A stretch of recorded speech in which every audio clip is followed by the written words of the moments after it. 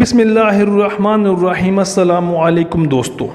آپ نے دیکھا ہوگا کہ کچھ لوگوں کو اچانک ہی موت آ جاتی ہے، یعنی وہ بیٹھے بیٹھے مر جاتے ہیں، یا رات کو اچھے بھلے ہوتے ہیں لیکن صبح اٹھتے ہی ان کی موت واقع ہو جاتی ہے،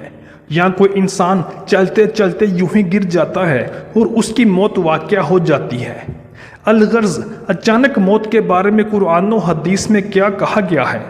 آج کی اس ویڈیو میں ہم حدیث نبوی صلی اللہ علیہ وآلہ وسلم کے حوالے سے اچھی اور اچانک موت کے بارے میں بیان کریں گے۔